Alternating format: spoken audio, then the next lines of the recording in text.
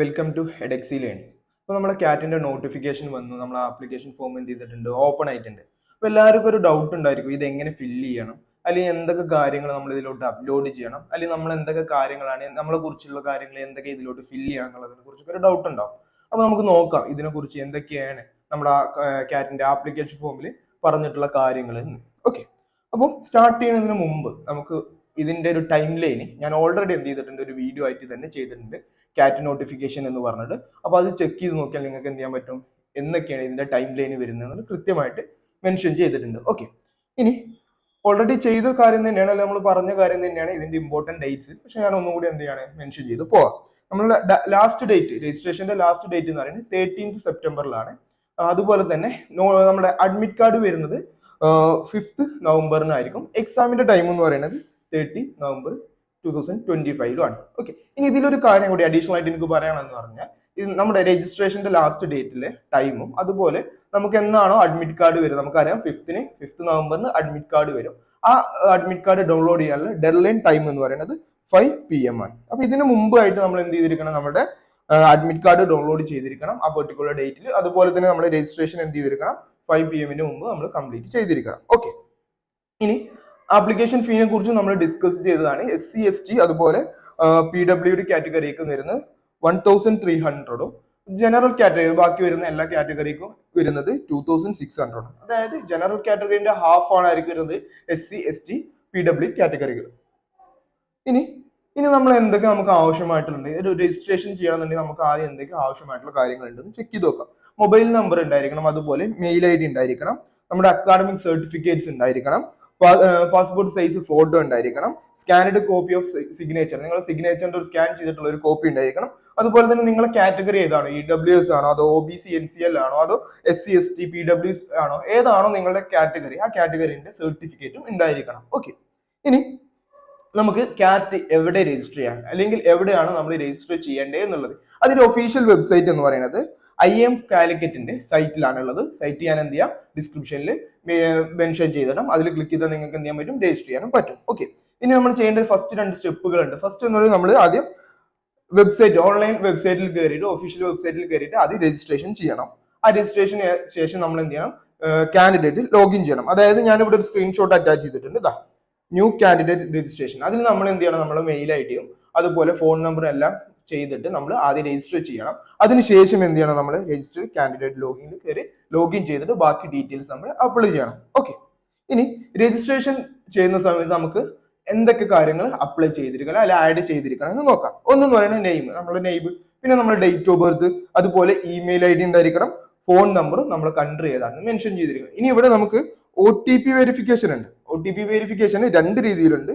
അതായത് രണ്ടും വന്നിരിക്കും, ഫോണിലോട്ടും വരും, മീൻസ് നമ്മുടെ നമ്പറിലോട്ടും വരും, അതുപോലെ മെയിൽ IDയിലോട്ടും വരും. ഇത് രണ്ടും നമ്മൾ എന്ത് ചെയ്യണം, വെരിഫൈ ചെയ്താൽ മാത്രമാണ് നമ്മുടെ ഫസ്റ്റ് രജിസ്ട്രേഷൻ കംപ്ലീറ്റ് ആവുന്നത്. ഓക്കെ, ഇനി നമ്മുടെ ക്യാറ്റിന്റെ ആപ്ലിക്കേഷൻ ഫോമിൽ എന്തൊക്കെയാണ് വരുന്ന പ്രധാന ഏരിയകൾ എന്നുള്ളത് നോക്കാം. ഒന്ന് നമ്മുടെ പേഴ്സണൽ ഡീറ്റെയിൽസ്, അതായത് നിങ്ങളെ കുറിച്ചുള്ള ഡീറ്റെയിൽസ് ആദ്യം എന്ത് ചെയ്യണം, അപ്ലൈ ചെയ്യണം. അതിനുശേഷം നമ്മുടെ അക്കാഡമിക് ഡീറ്റെയിൽസ് ആഡ് ചെയ്യണം. അക്കാഡമിക് ഡീറ്റെയിൽസ് ഏതൊക്കെയാണെന്നുള്ളത് നമുക്ക് ഡിസ്കസ് ചെയ്യാം.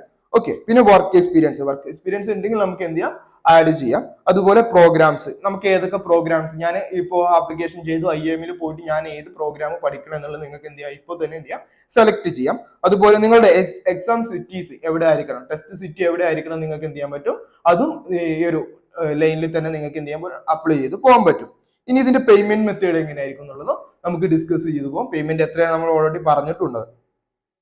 ഇനി പേഴ്സണൽ ഡീറ്റെയിൽസിലോട്ട് വരുമ്പോൾ എന്തൊക്കെ കാര്യങ്ങൾ നമ്മൾ ആഡ് ചെയ്യണം എന്നുള്ളത്.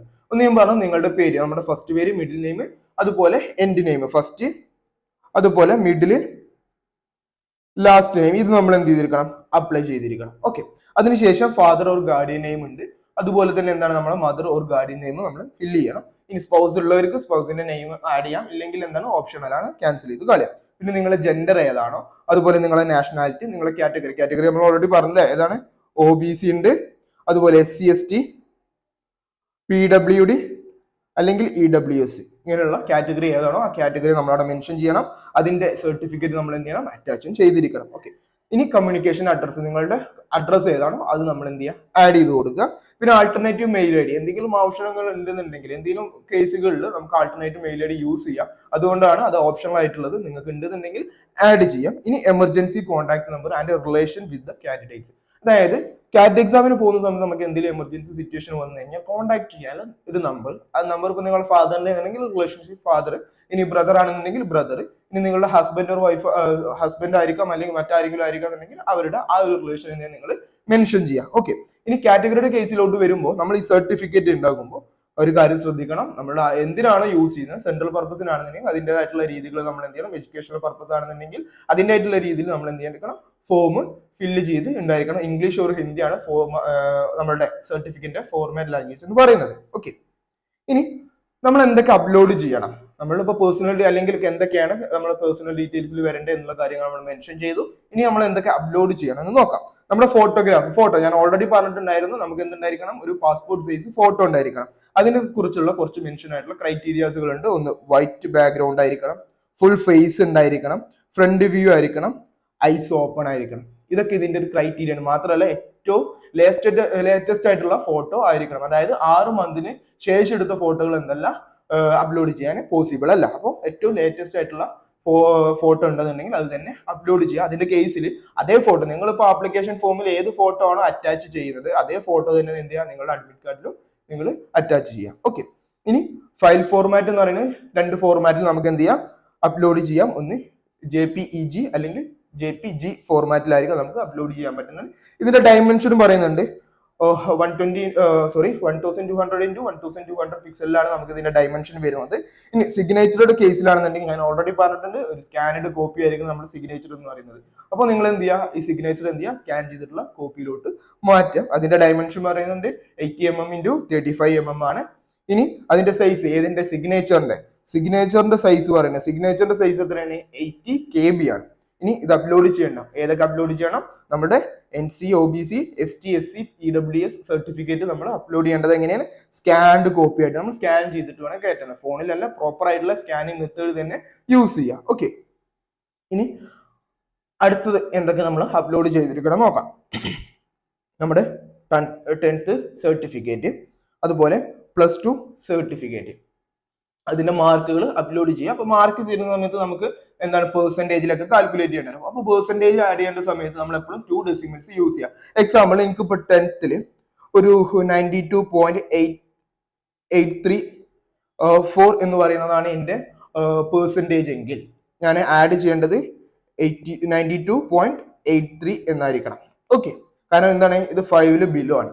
ഇനി ഇൻ കേസ് നമുക്ക് ചിലപ്പോൾ എന്തായിരിക്കും അടുത്ത് കിട്ടുന്നത്, എന്തായിരിക്കും, ഒരു 93.878 എന്നാണെന്നുണ്ടെങ്കിൽ എനിക്കത് എങ്ങനെ പറയാം, 93.89 എന്നുള്ള രീതിയിലോട്ട് എന്ത് ചെയ്യുക, കൺവേർട്ട് ചെയ്ത് 2 ഡെസിമൽ ആക്കി മാറ്റാം. ഓക്കെ. അപ്പൊ ഈ രീതിയിലായിരിക്കണം നമ്മുടെ എല്ലാ പെർസെന്റേജും നമ്മൾ കാൽക്കുലേറ്റ് ചെയ്യേണ്ടത്. ഓക്കെ. ഇനി ബാച്ചിലേഴ്സ് ഡിഗ്രിയിലോട്ട് വരും. എല്ലാവർക്കും ഒരു കൺഫ്യൂഷൻ ഉണ്ടായിരിക്കും. നിങ്ങൾ എന്തായിരിക്കും, ഒന്നെങ്കിൽ ഇപ്പൊ ഡിഗ്രി 3rd ഇയർ ആയിട്ടുള്ള സ്റ്റുഡൻസ് ആയിരിക്കും, അല്ലെങ്കിൽ കംപ്ലീറ്റ് ആയിട്ടുള്ള സ്റ്റുഡൻസ് ആയിരിക്കും. ഓക്കെ. ആരും പിന്നെ ഫൈനൽ ഇയർ, നിങ്ങൾ ഫൈനൽ ഇയർ ആണെന്നുണ്ടെങ്കിൽ എസ് ആണെങ്കിൽ നമുക്ക് എന്തൊക്കെ കാര്യങ്ങൾ ഇതിൽ വേണമെന്ന് നോക്കാം. ഒന്ന്, ടോട്ടൽ ഡ്യൂറേഷൻ എത്രയായിരിക്കും മെൻഷൻ ചെയ്യണം, current semester, university type and name, നിങ്ങളുടെ state, college name, degree name ഏതാണോ, നിങ്ങൾ എന്നത് കംപ്ലീറ്റ് ചെയ്യും എന്നുള്ള കാര്യങ്ങളൊക്കെ അതിൽ മെൻഷൻ ചെയ്തിരിക്കണം. ഇനി ഇൻ കേസ് നിങ്ങൾ കംപ്ലീറ്റ് ചെയ്തവരാണെന്നുണ്ടെങ്കിൽ നിങ്ങൾക്ക് മറ്റു പ്രശ്നങ്ങളൊന്നുമില്ല. നമ്മുടെ മാർക്ക് ഈ പറഞ്ഞ പോലെ യൂണിവേഴ്സിറ്റി ടൈപ്പ്, യൂണിവേഴ്സിറ്റി നെയിം, നിങ്ങളുടെ പ്രോഗ്രാം എന്ന് കംപ്ലീറ്റ് ചെയ്തു, നിങ്ങൾ അഗ്രിഗേറ്റ് പെർസെന്റേജ് മാർക്ക്, ഇതൊക്കെ ഫില്ല് ചെയ്താൽ മതി. ഓക്കെ. ഇനി നിങ്ങൾ മാസ്റ്റേഴ്സ് ഡിഗ്രി കംപ്ലീറ്റ് ഒരാളാണെന്നുണ്ടെങ്കിൽ മാസ്റ്റേഴ്സ് ഡിഗ്രീനെ ഡീറ്റെയിൽസ് നിങ്ങൾ എന്ത് ചെയ്യുക, മെൻഷൻ ചെയ്യുക. പ്ലസ് നിങ്ങൾ എന്തെങ്കിലും പ്രൊഫഷണൽ ഡിഗ്രി കംപ്ലീറ്റ് ചെയ്തിട്ടുണ്ട്, അതായത് നമ്മുടെ CS പോലെയുള്ള ഏതെങ്കിലും പ്രൊഫഷണൽ ഡിഗ്രി നിങ്ങൾ കംപ്ലീറ്റ് ചെയ്തിട്ടുണ്ടെങ്കിൽ അതിന്റെ അക്കാഡമിക് ഡീറ്റെയിൽസ് കൂടെ നിങ്ങൾ എന്ത് ചെയ്യുക, അപ്ലോഡ് ചെയ്യുക. ഓക്കെ. ഇനി വർക്ക് എക്സ്പീരിയൻസ് പറയുന്നുണ്ട്, ഫ്രഷേഴ്സിനും അപ്ലൈ ചെയ്യാം, പക്ഷേ വർക്ക് എക്സ്പീരിയൻസിനെ കുറിച്ചും ഇവിടെ മെൻഷൻ ചെയ്തിട്ടുണ്ട്. ഇപ്പൊ ഇൻ കേസ് നിങ്ങൾ ആരെങ്കിലും വർക്ക് എക്സ്പീരിയൻസ് ചെയ്തിട്ടുണ്ടെങ്കിൽ വർക്ക് എക്സ്പീരിയൻസിന്റെ കേസ് എങ്ങനെയാണെന്നുള്ളത് നമുക്ക് എന്ത് ചെയ്യാം, നോക്കി നോക്കാം. ഇതിൽ വരുന്നത് only full time experience after graduation must be ended. നിങ്ങൾ ഗ്രാജുവേഷന് ശേഷം ഫുൾ ടൈം വർക്ക് ചെയ്തിട്ട്, അതായത് പെയ്ഡ് വർക്കുകളാണെന്നുണ്ടെങ്കിൽ മാത്രമേ എന്തുള്ളൂ അതിന് വർക്ക് എക്സ്പീരിയൻസ് എന്നുള്ള കാറ്റഗറിയിലോട്ട് ആഡ് ചെയ്തുള്ളൂ. ഇവിടെ എന്തില്ല, നമ്മുടെ ഇന്റേൺഷിപ്പ്, ചിലപ്പോൾ നമ്മൾ പഠിക്കുന്ന സമയത്ത്, കോളേജിൽ പഠിക്കുന്ന സമയത്ത് ഇന്റേൺഷിപ്പ് ചെയ്തിട്ടുണ്ടായിരിക്കാം, അല്ലെങ്കിൽ ഏതിൽ പ്രൊജക്ട് ചെയ്തിട്ടുണ്ടായിരിക്കാം. അതുപോലെ തന്നെ ഇതിൽ പാർട്ട് ടൈം, അല്ലെ, നമ്മൾ എന്താണ് ഇപ്പോൾ കണ്ടുവരുന്ന ഒരു കാര്യമാണ്, എല്ലാവരും പാർട്ട് ടൈം ജോബ് ചെയ്യുന്നവരായിരിക്കും. പക്ഷെ ഇതൊന്നും എന്തല്ല, നമ്മളുടെ വർക്ക് എക്സ്പീരിയൻസിൽ ആഡ് ചെയ്യാൻ പോസിബിൾ അല്ല. ഇനി work experience should be report in the complete month as of July 31st.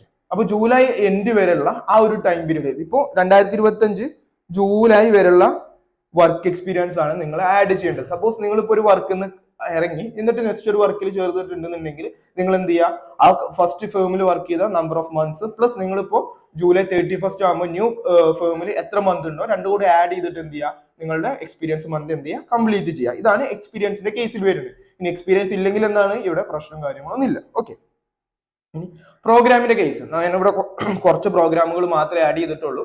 ബാക്കിയുള്ള ഒരുപാട് പ്രോഗ്രാംസ് എന്താണ് നിങ്ങൾക്ക് ഇവിടെ കാണാൻ സാധിക്കും നമ്മുടെ ആപ്ലിക്കേഷൻ ഫോമിൽ. ഓക്കെ, നമുക്ക് നോക്കാം. പി ജി പി എന്ന് പറഞ്ഞാൽ പോസ്റ്റ് ഗ്രാജുവേഷൻ പ്രോഗ്രാം ആണ്. ജനറൽ MBA പോലെ നമുക്ക് പറയാം. ഇത് എല്ലാ IIMs എന്താണ് പ്രൊവൈഡ് ചെയ്യണം. അപ്പൊ നിങ്ങൾ മസ്റ്റ് ആയിട്ട് എന്ത് ചെയ്യണം, ഇത് അപ്ലൈ ചെയ്തിരിക്കണം. ഓക്കെ, ഇനി സെലക്ട് പ്രോഗ്രാമിന്റെ കേസിൽ നിങ്ങൾക്ക് ഇവിടെ പ്രോഗ്രാം ഉണ്ടായിരിക്കും. ഒരു പ്രോഗ്രാം ഇപ്പൊ PGP എന്നുണ്ടെങ്കിൽ അതുപോലെ തന്നെ നിങ്ങൾക്ക് ഇവിടെ അതിന്റെ ഇന്റർവ്യൂ സിറ്റിയും കൂടി എന്ത് ചെയ്യാം, സെലക്ട് ചെയ്യാം. ഇപ്പൊ ഞാനിപ്പോ ഇവിടെ ചെന്നൈന്നോ ഫസ്റ്റ് പ്രിഫറൻസ് ചെന്നൈ എന്ന് കൊടുത്തു, അടുത്ത ഞാൻ ബാംഗ്ലൂർ എന്ന് കൊടുത്തു. ഇങ്ങനെ നമുക്ക് എന്ത് ചെയ്യാൻ പറ്റും, ഓരോ പ്രോഗ്രാമിനും അതിനനുസരിച്ചുള്ള എന്ത് ചെയ്യാം, ഇന്റർവ്യൂ സിറ്റി കൂടി നിങ്ങൾക്ക് ആ ടൈമിൽ തന്നെ പ്രിഫർ ചെയ്ത് പോകാനും പറ്റുന്നതാണ്. അടുത്തത് PGP HRM അല്ലെങ്കിൽ MBA HRM അല്ലെ, ഹ്യൂമൻ റിസോഴ്സ് മാനേജ്മെന്റിലെ MBA.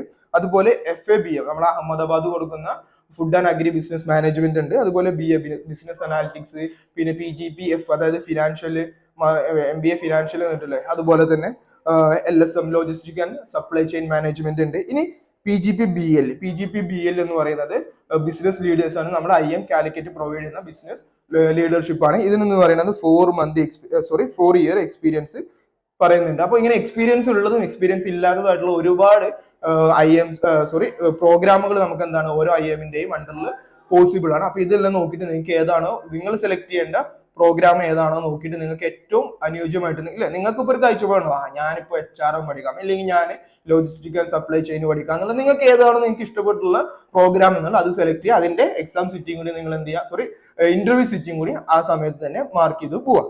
ഓക്കെ, ഇനി അടുത്ത കേസ് എന്ന് പറയുന്നത് ടെസ്റ്റ് സിറ്റി സെലക്ഷൻ ആണ്. അതായത് നിങ്ങളുടെ എക്സാമിന്റെ സമയത്ത് നിങ്ങൾക്ക് 5 സിറ്റികൾ എന്ത് ചെയ്യാം, സെലക്ട് ചെയ്യാം ബേസ്ഡ് ഓൺ പ്രിഫറൻസ്. ഇപ്പൊ ഞാനൊരു ഫസ്റ്റ് ഒരു പ്രിഫറൻസ് എക്സാമ്പിൾ ആട്ടോ, ഇപ്പൊ ഞാൻ എറണാകുളം എന്ന് കൊടുത്തു. എന്നിട്ട് എനിക്കിപ്പോൾ ചെറിയ ട്രിപ്പ് അടിക്കാനൊരു താല്പര്യമുണ്ട്. അപ്പൊ ഞാൻ എന്തെടുത്തു, ബാംഗ്ലൂർ എന്ന് കൊടുത്തു. അപ്പൊ ഇങ്ങനെയുള്ള കേസുകളിൽ ഇല്ലേ, നിങ്ങൾക്ക് എവിടെയാണ് എക്സാം സിറ്റി നിങ്ങൾ പ്രിഫർ ചെയ്യുന്ന പ്ലേസ് അതിനനുസരിച്ച് ചെയ്യാം. 5 സിറ്റീസ് നിങ്ങൾക്ക് എന്ത് ചെയ്യാൻ പറ്റും, പ്രിഫർ ചെയ്യാനും പറ്റും. ഓക്കെ, ഇനി ഇതിന്റെ പേയ്മെന്റ് മെത്തേഡ് എന്ന് പറയുന്നത് ഫുൾ എന്താണ്, ഓൺലൈൻ പേയ്മെന്റ് ആണ്. നിങ്ങൾക്ക് നിങ്ങളുടെ debit card, credit card, UPI ID ഒക്കെ യൂസ് ചെയ്തിട്ട് നിങ്ങൾക്ക് എന്ത് ചെയ്യാം, ഓൺലൈൻ പേയ്മെന്റുകൾ ചെയ്യാം. പേയ്മെന്റ് വാല്യൂ എമൗണ്ട് പറഞ്ഞിട്ടുണ്ടായിരുന്നു. ജനറൽ ആണെന്നുണ്ടെങ്കിൽ 2600 SC/ST ആണെന്നുണ്ടെങ്കിൽ 1300 ആണെന്നുള്ളത്.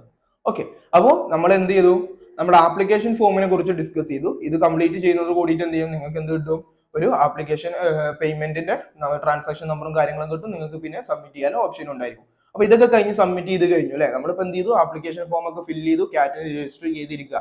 രജിസ്റ്റർ ചെയ്താൽ മാത്രം മതിയോ, പഠിക്കണം എന്നുണ്ടെങ്കിൽ എന്ത് ചെയ്യണം, നമ്മുടെ എഡെക്സിയുടെ മാസ്റ്റർ കാറ്റ് സെക്കൻഡ് ബാച്ചിൽ ജോയിൻ ചെയ്യാൻ നമ്മുടെ കമ്മ്യൂണിറ്റി ഗ്രൂപ്പിന്റെ ലിങ്കും അതുപോലെ നമ്മളെ കമ്മ്യൂണിക്കേറ്റ് ചെയ്യാനുള്ള നമ്പറും എന്ത് ചെയ്യാം, ഞാനിവിടെ താഴെ കൊടുക്കാം. അതിൽ എന്ത് ചെയ്യാം, നമ്മളെ കോൺടാക്ട് ചെയ്ത് കഴിഞ്ഞാൽ നിങ്ങൾക്ക് എന്ത് ചെയ്യാൻ, എങ്ങനെ കാറ്റ് ക്രാക്ക് ചെയ്യുക എന്നുള്ളതിനെ കുറിച്ചുള്ള എല്ലാ ഡീറ്റെയിൽസും ഞാൻ പറഞ്ഞു തരുന്നതായിരിക്കും.